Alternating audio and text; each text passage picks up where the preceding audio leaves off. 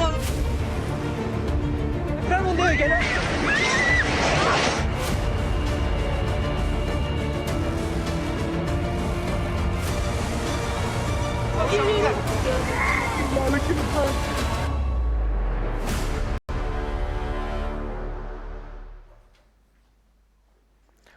तुम्हारी जिंदगी लंबी हो, खूब लंबी।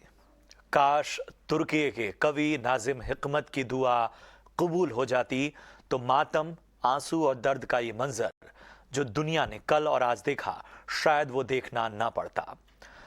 आज स्वागत करने का दिल नहीं कर रहा, क्योंकि दुनिया के एक कोने में जो तुर्की जैसा देश है, वहां पर तबाही का मंजर है। तुर्की के प्रसिद्ध कवि नाजिम हिकमत ने जब ये कविता लिखी जो हमने आपके सामने रखी, तो शायद ही सोचा होगा कि उनकी दुआ, जिसमें वो अपने अहाते में रहने वाले लोगों के लिए लंबी उम्र की कामना कर रहे हैं, वो कबूल नहीं होगी और उनके मुल्क में एक ऐसा जलजला भी आएगा जिससे बच्चों की किलकारियां, युवाओं की आशाएं और बुजुर्गों की उम्मीद एक झटके में जमींदोज हो जाएगी।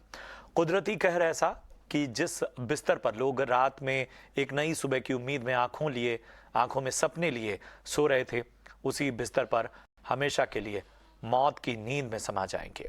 हजारों लोग काल के गाल में समा चुके हैं और ये गिनती बदस्तूर यूं ही जारी है। अब आफत आई तो भारत समेत कई मुल्कों ने मदद के हाथ आगे बढ़ाए हैं। जी हाँ, तुर्की का मंजर देख कर पीएम मोदी भावुक तक हो गए, लेकिन जिन्होंने अपनों को खोया उनके लिए कोई भी मदद नाकाफी सी है। अब सवाल है कि तुर्की में विनाश लीला की ये तस्वीर दुनिया के लिए कितनी बड़ी चेतावनी है। विकास की अंधी दौड़ में कुदरत से खिलवाड़ आखिर किस तरह इंसान को भुगतना पड़ सकता है। और चलिए इस खबर पर हम बने रहेंगे, लेकिन फिलहाल निर्मला सीतारमण क्या कहनी है सुन लेते हैं। Infrastructure sector, very warm congratulations, and you know why. Consistently large outlays with a clear strategy, the right buttons pressed, all of that excellent for the last many years. So I actually want to go forward with two ideas and suggestions for your consideration. One has to do with the increasing ground feel that I can sense coming from vast amounts of the country for now equal emphasis on social infrastructure. You know, core infrastructure has got attention for almost a quarter of a century, from 1997 onwards. And very innovative formats, innovative financing, innovative institutions, a lot has been done in this country. I think the mood of the public is now expecting a similar kind of intellectual effort in social infrastructure, largely health and education. And you have spoken about it before the budget, and I have taken serious note of that. You have recently set up a fairly innovative think tank within the Finance Ministry called the IFS, the Infrastructure Finance Secretariat. Could I request that they be mandated to look at very creative, very innovative PPP formats where 1 rupee of expenditure by the government could be leveraged to 5 or 6 rupees by private and institutional capital. We from CII would be happy to lend our advice or even participate in creating such formats that will enable you to explore investments beyond the government in health and education. That's suggestion number one, and we could interact with the IFS on that. Suggestion number two is on cement. Then I think we have reached a certain stage in the economic cycle of the country where your people could actually research the revenue buoyancy of GST collections, and I'm talking about 28% GST on cement, which seems a little unnatural. It is a very, very strong arm army commodity, and large portions of people who buy cement are unable to access input credit because they are not large corporates or institutions that can avail input credit. It would also reduce the cost of government projects and the cost of building infrastructure generally. So both on account of revenue buoyancy and income elasticity, that a reduction in GST might lead to larger volumes of purchases, there is a strong case building up for a reduction of GST consideration for cement, and you may wish to consider taking this up at the GST Council. So these are the only two suggestions I thought we could build on and discuss in the months ahead.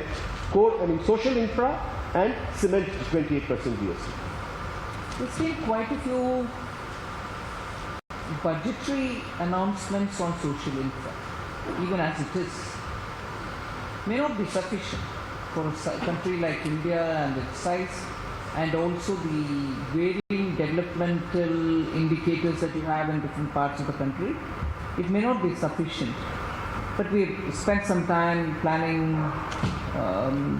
public social infrastructure and also enabling private social infrastructure through viability gap funding.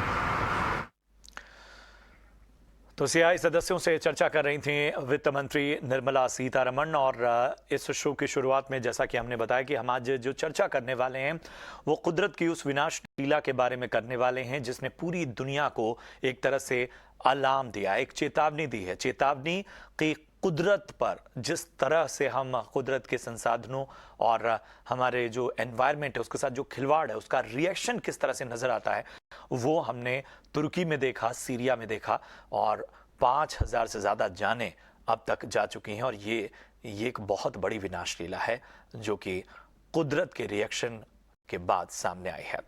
फिलहाल वहाँ पर क्या स्थितियाँ हैं, हमारे साथ एक तुर्की के नागरिक उमर तुफैकी साहब जुड़े हुए हैं। उमर तुफैकी, बहुत बहुत स्वागत, बहुत बहुत वेलकम आपका। और Umar, first of all tell me that what is the current situation there? Current you guys can hear me? Yes. Current situation now here is like it's very critical. We are 350 kilometers away from where the things happen, but still time to time still we can feel the earthquake. That's why even the small cities they evacuate the cities. Now we are in the mountain areas. We have a small house here, around 10-15 people here. Our friends has come, one German guy also from Cappadocia, he came with us. So we are just sitting here. Some people can go to for helping the areas, but the thing is the roads also broken. So transportation is very difficult. As you can see also, it is snowing here. There is a knee level snow is there. The problem is like the night it is going minus 2-3. So whoever under the buildings in the rubbers, they are like suffering. It's because maybe not they will die because of the cold, they might die. Okay. One thing I really want to know that what is the status of relief and other needs from the relief camps or from the government or from other sources? Like the sources are there everywhere, the sources coming, but the problem, the condition of the roads and the conditions of weather is very harsh at the moment. So due to that, there is a transportation problems are there. Okay. Thank you so much, Umar, for joining us, and be safe and please take care. And it's a very unfortunate what we are seeing, and India is up to help at every extent. Thank you for joining us and giving us some ground information and ground reality from the Turkey.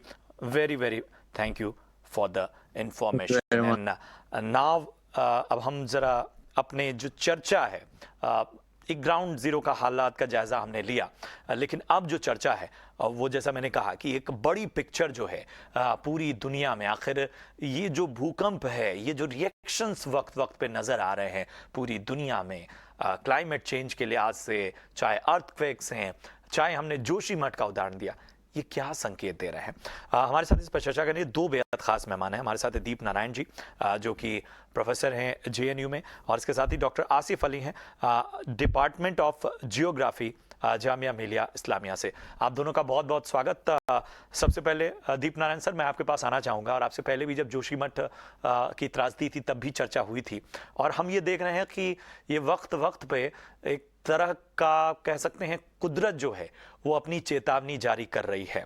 अगर हम मौजूदा इस पूरे disaster को देखें तुर्की की, जिसमें Syria भी प्रभावित हुआ, ये कितना बड़ा रिएक्शन था, और जब हम 5000 जानों की बात कहते हैं, अभी तो ये मौत का आंकड़ा कितना बढ़ेगा, इन सब को एक विशेषज्ञ के नजरिए से आप किस तरह से आंक रहे हैं, और क्या वजह है कि पूरी दुनिया में जो अर्थक्वेक्स हैं या इस तरह के रिएक्शन है, इनकी इंटेंसिटी जो है ये बढ़ती जा रही है? जी देखिए, हम इसको अब महसूस करना या इसके बारे में चिंतन करना शुरू किया है, ज्यादा बहुत ही सजग हैं। ये एक सहज प्रक्रिया है। पूरी धरती 7 बड़े प्लेट्स और 9 छोटे प्लेटों में डिवाइड्स है। जैसा हम आज जो भारत के लोग हैं, ये भी एक प्लेट है, एक है। हम जो धरती देख रहे हैं, ये किसी न किसी सतह पर तैर रही है। तो ये जो तैराव है, लगभग ऐसे बड़े बड़े 7 प्लेट्स हैं और 20 छोटे छोटे प्लेट्स हैं। तो भारत भी उन प्लेट्स में ऐसा डिवाइड होता है या उसके प्रभावित होता है। हम बात करते हैं तुर्की की कंडीशन क्या है। तो तुर्की जो है, यूरेशियन प्लेट और अरेबियन प्लेट, एक छोटा सा प्लेट है, उसके बीच का स्थान है, जिसमें अनातोलिया प्लेट ऐसा बोलते हैं। तो अनातोलिया प्लेट जो है, यूरेशियन प्लेट से अलग होकर बनी है और अफ्रीकन प्लेट से अरेबियन प्लेट अलग हुआ है। तो ये 2 प्लेट्स तैर रहे हैं। इसमें हुआ ये है कि अरेबियन प्लेट और यूरेशियन प्लेट के बीच में अनातोलिया प्लेट है और ये उसने 2 बार टक्कर मारा। क्योंकि जैसे ऐसे समझ सकते हैं आप कि कोई प्लेट आपस में मिलेगी, ये गति ऐसा हो गया। इसको बोलते हैं सबमर्जन प्लेट्स। और जब प्लेट अलग होती है, बाहर जा रही है, तो इसको बोलते हैं डाइवर्जेंट प्लेट। और कुछ प्लेट्स बगल से गुजर जाती हैं, इसको बोलते हैं ट्रांसफॉर्म प्लेट। तो जो आपका अनातोलिया प्लेट है, जो जहां तुर्की है, ये कन्वर्जन होता है। तो आपस में मिले और मिले, फिर अलग हुए, फिर मिले। इससे क्या हुआ, 7.8 का वहां पर अर्थक्वेक रिएक्टर स्केल पे आया और ये 20 मीटर नीचे। इस भूकंप को आप भुज के भूकंप से तुलना कर सकते हैं। भुज का जो भूकंप था वो 7.7 था, यहां पे 7.8 आया। और जापान में जब इस क्षमता का भूकंप आता है, तो वहां पर लाइट काटी जाती है या सारे एक्टिविटीज रोक दिए जाते हैं। बहुत कम घटनाएं आती हैं कि मकान गिरा या मकान टूटा, क्योंकि वहां पर जो पैरामीटर्स हैं वो स्ट्रिक्ट हैं और अर्थक्वेक रेजिस्टेंस, जो क्षमता को बर्दाश्त करने वाले बिल्डिंग्स बने हुए हैं। और ऐसा भूकंप भारत में भी आता तो इससे भी बड़ी तबाही हो सकती थी, क्योंकि हमारे यहाँ भी बिल्डिंग्स की जो नॉर्म्स हैं या जो परंपरागत मकान हैं, उनकी संख्या ज्यादा है। और हम जो है अर्थक्वेक को केंद्र में रख करके मकान नहीं बनाते।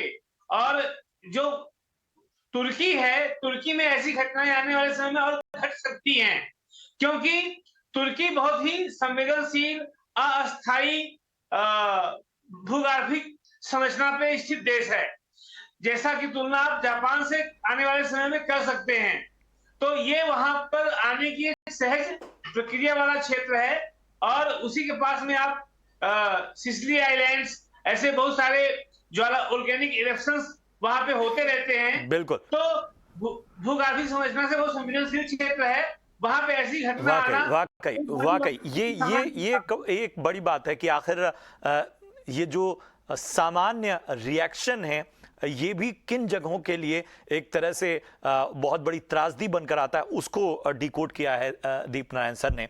डॉक्टर आसिफ, मैं समझना चाहूँगा, अगर भारत के नज़रिए से, और आप लोग तो बहुत ही बारीक स्टडी करते हैं, हमारे यहाँ आखिर किस तरह की चिंता है? अगर हम बहुत स्पेसिफिक होके अर्थक्वेक को देखूं और इस तरह की त्रासदियों को देखूं, तो हमारे यहाँ आपको क्या लगता है कि किस एरिया में कंसर्न्स ज़्यादा हैं? देखिए, आपके सभी दर्शकों को मेरा नमस्कार। जो हमारा हिमालयन रीजन है, वो दुनिया का सबसे फ्रजाइल एरिया में से एक है, क्योंकि वहां पे 2 कॉन्टिनेंटल प्लेट्स, एक यूरेशियन प्लेट और इंडियन अफ्रीकन प्लेट। तो इंडियन और African plate subducted beneath the Eurasian plates. और उसी से हिमालयन माउंटेन का कंस्ट्रक्शन हुआ, हिमालय माउंटेन एग्जिस्टेंस में आया। और हिमालय माउंटेन जैसे आपको पता है अभी भी उसकी ऊंचाई बढ़ रही है। और ये जो जोन है, जब हम अर्थक्वेक की जोनिंग करते हैं तो ये जोन 5 में रखा जाता है, जो मैक्सिमम जोन होती है। यानी इसके ऊपर कोई स्केल नहीं है जिस पे हम रखें, ये मैक्सिमम अफेक्ट करने वाली जोन है। तो ये जो हिमालय है और उसका जो फुट हिल्स है और उसका जो एडजॉइनिंग रीजन है, ये दुनिया के सबसे ज्यादा अफेक्टेड रीजन में से एक है। अर्थक्वेक के आने के चांसेस यहाँ पे काफी ज्यादा हैं इस रीजन में, और इसीलिए हमें अपनी एक्टिविटीज को करते हुए इस रीजन की जो फर्जाइल है ये रीजन, इसका ध्यान रखना होगा कि कितने फर्जाइल जोन में हम रह रहे हैं। और दिल्ली, जैसे मैं जानता हूं कि दिल्ली जो हिमालयन फुट हिल्स हैं उनसे ज्यादा दूर नहीं है, 300-400 किलोमीटर का सिर्फ फासला है। दिल्ली जोन 4 में आता है।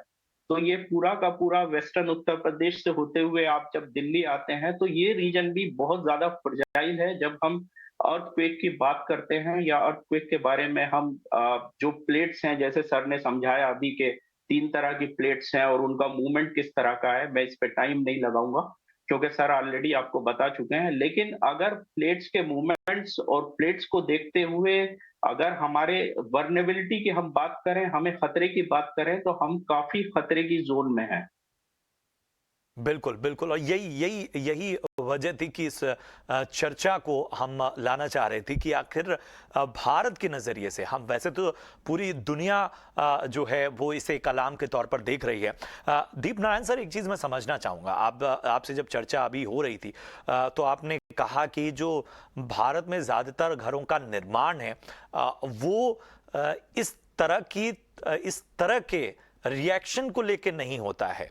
तो क्या तैयारी होनी चाहिए, और क्या वाकई हम अगर परंपरागत घरों को छोड़ दें तो क्या अभी जो निर्माण हो रहा है, जो तमाम बड़े बड़े बिल्डिंगें बन रही हैं, क्या वो इस लिहाज से प्रूफ हैं, वो सामान्य झटके जो हैं या बड़ी इंटेंसिटी को भी सहन करने के लिए क्या उनका निर्माण इन सब पैरामीटर्स पर हो रहा है?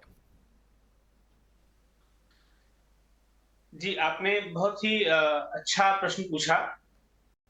भारत को पूरे अर्थक्वेक की दृष्टिकोण से 5 जोन में बांटा गया है,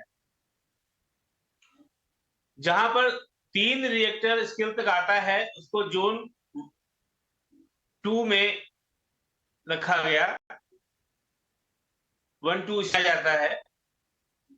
फिर 3 to 4, 4 to 5, 5 to 6, 6 to 7 और 7 to 8, ऐसा विभाजन है। ये पूरा 9 तक आता है। क्षमा करिएगा, ये 4 तक डिवीजन है। 4 के बाद 4 से 5, 5 से 6, 6 से 7, 7 से 8, 8 से 9, ऐसा करते हैं तो 5 डिवीजन बनते हैं।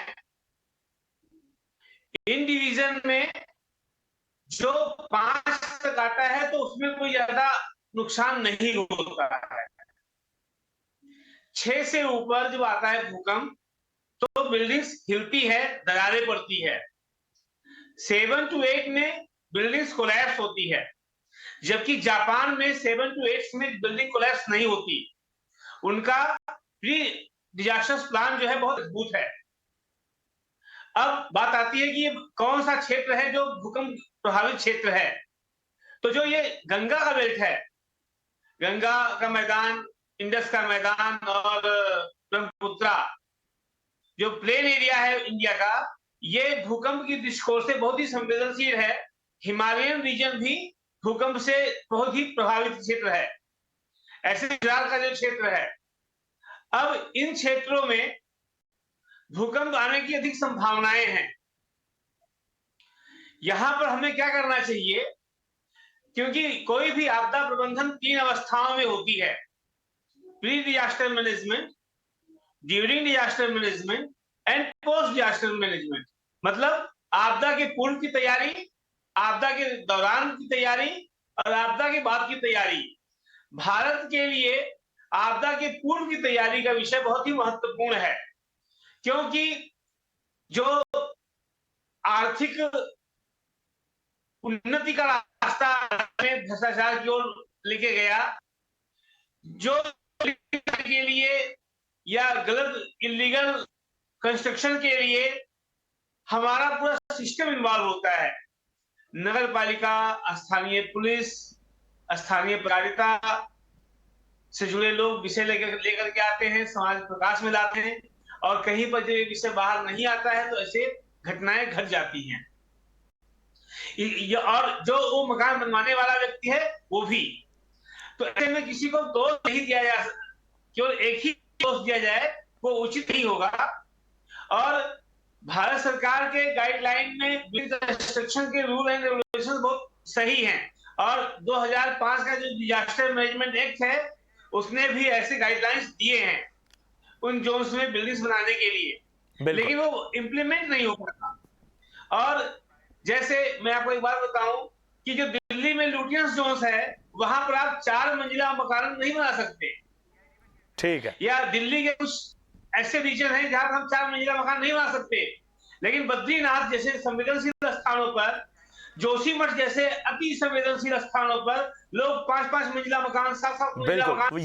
ये बड़ी बात है कि आखिर जब एक नियमावली है, एक तरह से सारी चीजों के लिए एक गाइडलाइन है, तो उसका पालन क्यों नहीं होता। डॉक्टर आसिफ, समय कम है, आखिरी जो है वो सवाल आपसे मैं लेना चाहता हूं, क्या ये जो स्थितियां हैं इसमें हमारी कोई तैयारी नहीं है? हम डिजास्टर मैनेजमेंट और बाकी चीजें तो घटनाओं के बाद की हम बात करते हैं, लेकिन क्या चाहे हमारे महानगर हैं, चाहे हमारे जो डेंजर जोन है, वहां पर किसी तरह की कोई फुल प्रूफ तैयारी नहीं है?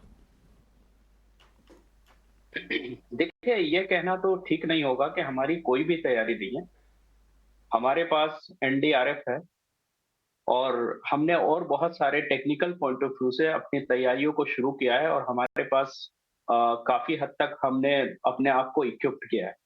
लेकिन कोई भी तैयारी मुकम्मल नहीं होती, पूरी नहीं होती। हमें ये बात सर ने, जैसे दीप नारायण जी ने कहा है, कि हमारे पास जो प्री डिजास्टर मैनेजमेंट है, जो प्री डिजास्टर की तैयारी है, उसमें we are lagging behind.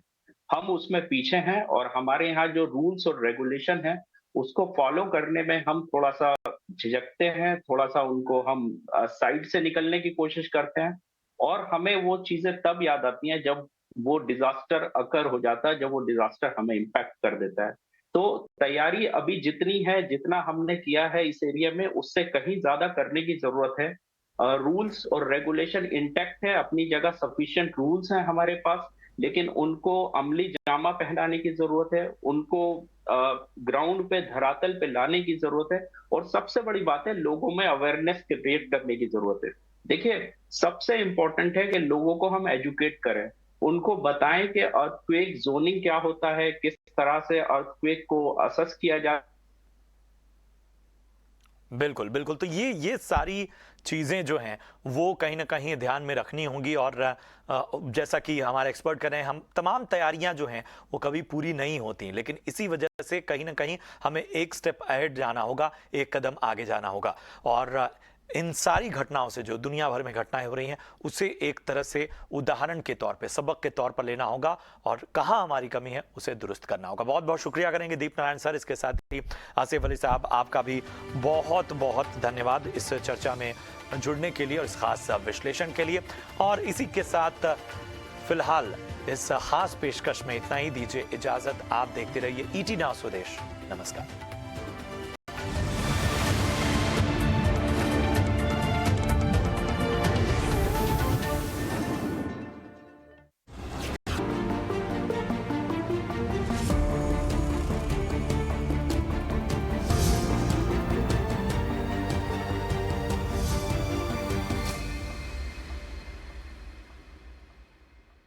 It gives me great pleasure now to welcome the Union Finance Minister of India, Srimati Nirmala Sitharaman, on ET Now. Madam Minister, it's a very busy and a hectic week for you, yet you've managed to accommodate this interview request, so we are truly grateful for that. You're welcome. Madam Minister, I'm going to start today's interaction by quoting you, your first line of the budget. This is the first budget in the Amrit Kal, and this budget truly defines that. It has given something to everyone. It's a budget where emphasis is there on growth, as well as it has prioritized development, and there is a promise towards fiscal development and fiscal consolidation. But Madam Minister, every budget has a different backdrop, a different priority, and different compulsion. So what was the priority of this budget, the compulsion, and the priority at play? Well, I think we are at a stage where the growth momentum will have to be maintained. We can't, at any cost, appear to be not so focused on growth. Sustaining that growth and the momentum is so critical now than even 2 years ago.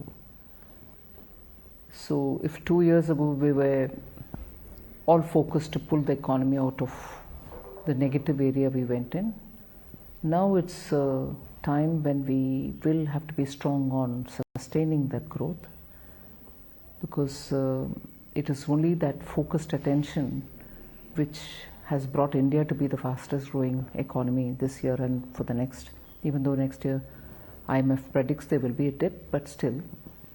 So it is that which is on the top priority. However, with that focus kept, we also wanted all states to have sufficient funds for each one of them to prioritize on their area of development, and the focus again on infrastructure there and so on. So it's not just our budget, but every budget of every state needs to have that cushion. So that has been the top of our priority. Madam Minister, the global supply chains are still broken down. Globally, inflation scare is not over. Since this budget is pro-growth, pro-development, there is a big allocation towards expenditure. What are the chances that it may end up stoking inflation in India?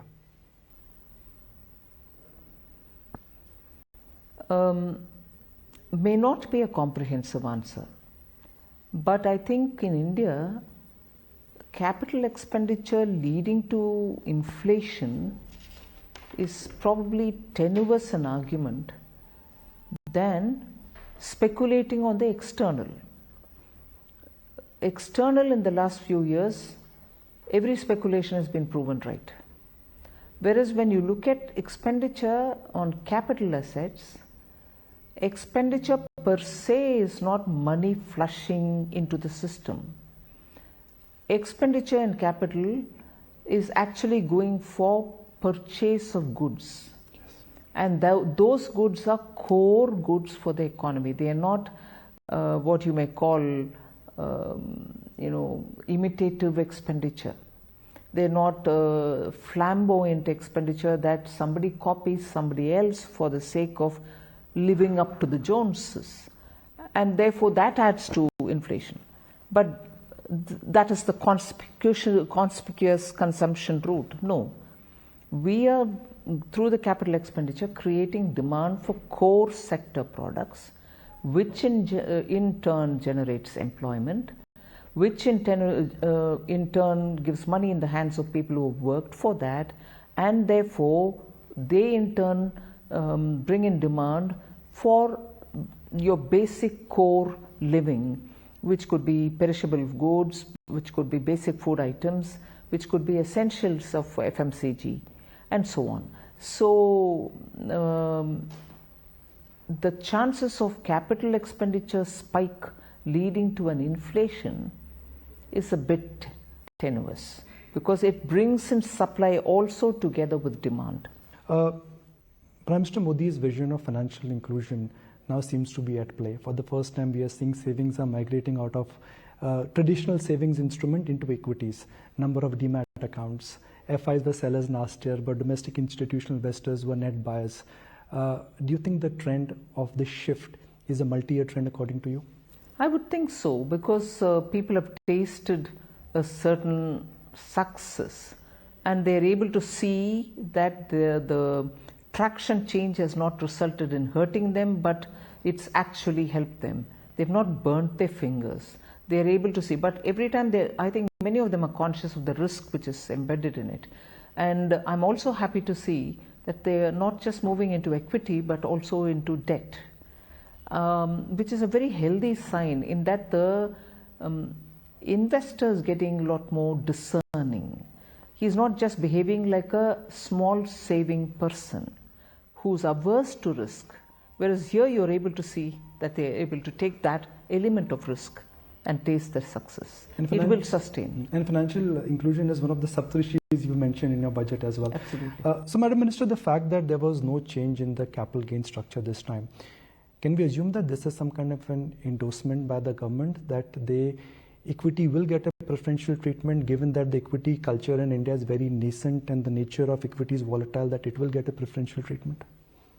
Also consistency in policy. We don't want to keep changing too many things in too few short time. Capital gains tax, the last amendment was probably in 16 or 18? 2018. 18. Yes. And subsequent to that, ideally even 3 full years of not even gotten completed. So do you want to change the policy immediately? No, you would want to see how it works out. So in spite of the calls for this or that way of change, I think we more went in the way of providing stability in policy. I'd like to draw your attention to a big success story, PSU banks. They had a lost decade, now they are back on track. The balance sheet is recapitalized. The NPAs are completely over. But operationally, do you think a lot needs to be done there? Because if I look at the ratios for PSU banks, they have a lot to catch up if you compare them with the private sector. Absolutely, but there is a good lot of change there. They are lots more professional now. They're able to speak for themselves. They're not speaking as though, all right, even if I fail, there is somebody behind me who's going to keep unquestioningly giving me. That culture has changed. I can, even in my short period as a finance minister, I can tell you the way in which from the time you start your budget preparations, there would be early whispers or calls, and then also some heavy recommendations for recapitalizing banks. And it was as though if you didn't, they'll collapse.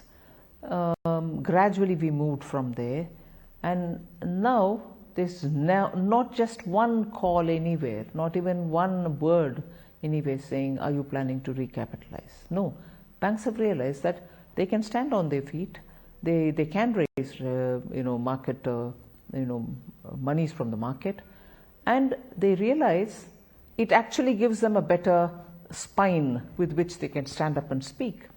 So there's no more, it's all right, there's somebody to support me. No, I can perform, I will perform, I'll show that I can perform. That sense is coming.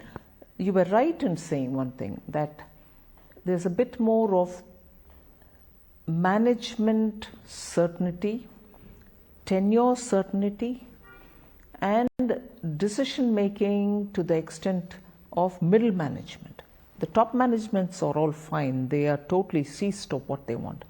I think the middle management needs that kind of a confidence in decision making.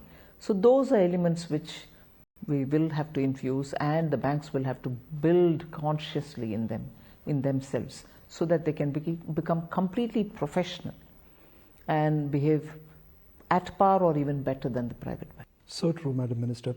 Madam Minister, Adani Group of companies, they've been in the eye of the storm. Are you satisfied with the response the regulators have given?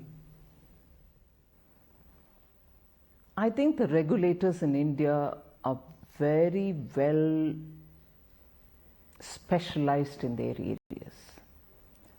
In the last few decades, the lessons learned by each one of them and the newer institutions which have come in the process through the legislative processes itself are very capable and match their peers elsewhere. I will not buy for a moment anyone saying Indian governance or that which you referred earlier, the governance or their regulatory mechanisms are not good enough. Not at all. In fact, in very many areas, we seem to be leading the way in terms of good governance. That's not to say that everything is all good about everybody, but I'm confident that the Indian regulators are well seized of what they have to do, and they will do the needful where and when necessary. I take the example of RBI, for instance. Most often people say, oh, no, the regulation work will have to be done better. Look at what happened. In 2019, matter of fact, repeatedly I used to receive calls from, are you sure there won't be any more NBFC collapse? Are you sure there won't be any banks collapse? But even that one particular case, the RBI stood in time to set the matters right. So I think we all should see our regulators with due respects, without cynicism. They are world class. They will do their job. But, Madam Minister, the sell-off in Adani Group of stocks has led to extraordinary volatility in the market. And the regulator's job and the government's job is to curb the market volatility. Given that this kind of an extraordinary volatility could be repeated, is there case in revisiting the way how FIs invest and trade in India? Well, I think the SEBI should be given a time to, come up clearly on understanding how this happened, what has actually happened. Okay, if I say this, people would say, oh, don't you know what's happened? Yes, we all know. But when I say what has happened, I'm saying it in a lot more deeper sense. I think it's now time for them to get a comprehensive picture, and I'm sure they would do it, and then maybe address issues that you're raising. The government is very keen to push the new tax regime. Is there anecdotal data which the government has which indicates that if you take the exemptions out of the total tax system, it will stop revenue leakage? Because that is something which you referred to at the beginning of our interaction, that the government is consciously working towards plugging revenue leakage. Yeah. No, the new tax regime was brought in more because we want a simplified tax regime. And a simplified tax regime with, let's say, a bit of a favorable tax slabs. Are you trying to close all the exemptions given? No. Those exemptions will last as long as people have availed of it, as long as there are people availing of it. But it's also in the interest of all of us to have the new regime, which has been, in the sense, simplified and with reasonable tax rates, has been a recommendation of very many committees. So the new regime will have to be made attractive enough for people to move there. And at this stage, we are more looking at people in the middle class who need that kind of a simplified, reasonable rate of tax regime. That's why we have to make that attractive. But it is not being made attractive at the cost of the old regime.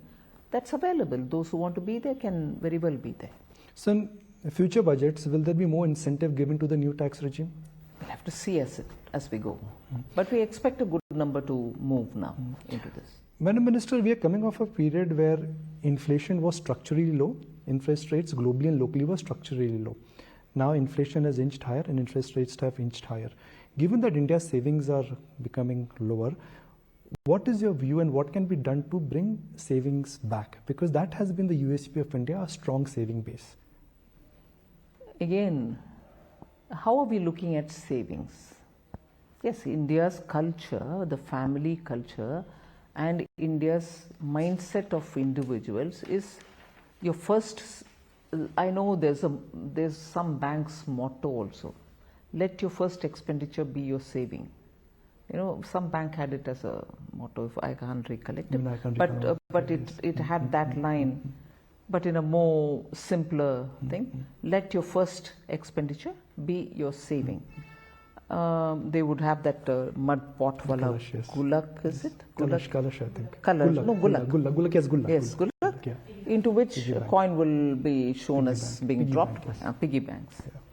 So like that, this country has had this culture of make sure you save something much before you spend something. But today the saving, like the way we've spoken, retail investment in markets, is very clearly not just the gulak, but also looking at the market. So if the saving in the old-fashioned small savings is coming down, it's necessary for us to see where else it's going. So we need to encourage both. That's my feeling. If I look at the shape of developed economies, their fiscal deficits are bloating. For India, fiscal deficit is coming down. Are you surprised, or I would actually say shocked, that India's ratings have not been changed? Not shocked, but I think that is the way the world works, ironically and sadly. These are things which we are constantly discussing with, let's say, the rating agencies, let's say the investor community. But it is going to be some time for those institutions which have become the purveyors of countries and their financial health and the fiscal governance to be logical, to be data driven, and to be answerable. So it is going to be some time before the emerging markets can speak with confidence to those who are the purveyors, and they can be obstinate. Just a fine print clarification, Madam Minister. The focus of this year's budget is digital, and in this budget, the ambit of angel tax has been extended to NRIs. How does this change in terms of valuation? Will it come under FEMA or will it come under IT Act? No, I fully understand there is incongruity between the FEMA and the way in which we have implemented the taxation. One, first of all, it doesn't hurt the startups. They still enjoy the concessions given. We are trying to also bring parity between the domestic investor with the non-resident investor. But the difference between the FEMA and the income tax is more when income tax looks at ensuring equal or at par treatment, and FEMA looks at things which are beyond the finance ministry's narrow taxation limitations or viewpoints, because FEMA also looks at how money gets round tripped, and to curtail it, it has one measure which in principle we also agree, but that's the way it has played out. It is not to hurt anybody, and it doesn't certainly touch the startups with whom we've encouraged since 2016 a little by little a regime which helps them. But there is definitely enough anecdotal evidence to say how it can be gamed. Thanks to the efforts of the current administration, the Indian rupee trade has started with Russia, now it has moved to some African countries, even Southeast Asian countries. Do you see this gaining traction? Because that changes. Of course, there is a lot of interest.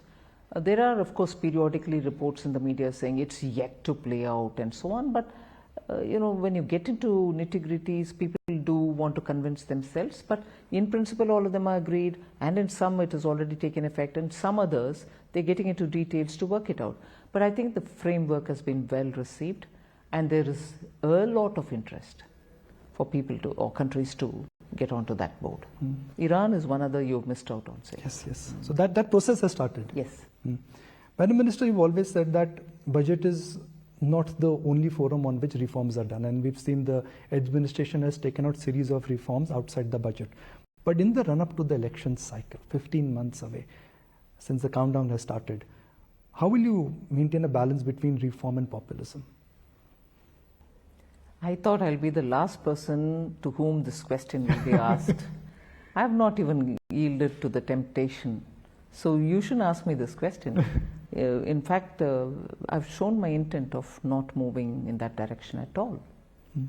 So, Madam Minister, the fear of freebies is unfortunately coming back, whether it is the old pension scheme or what is essentially happening to the state of Punjab, free electricity. That could change a lot of assumptions and calculations this year. Would you agree with that? I'm yet to find that debate taking a fully informed set of facts on board and then move forward. So debates, particularly on money matters, cannot be on impressions. It cannot be on the impression of the current dispensation of the government. It cannot be on the impressions of current fiscal position.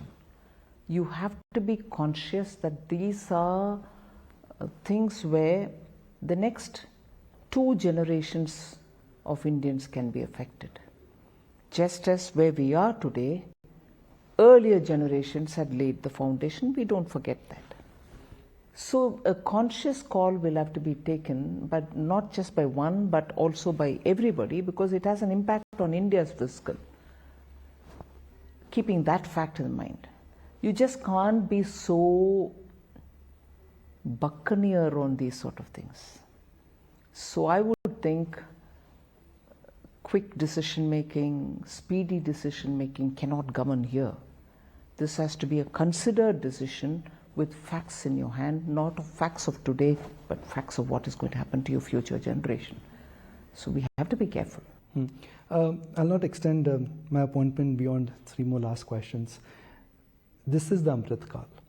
What is the meaning of Amrit Kal for a common man? It's a time when I think a lot of foundation which has been laid will start giving rewards.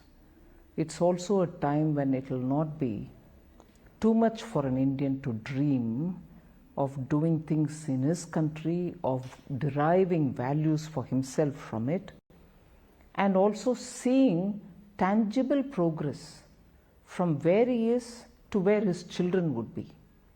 So it's the churn, the proverbial, Samudra Manthan. Yes. The churn is actually now in a position to yield the Kalash.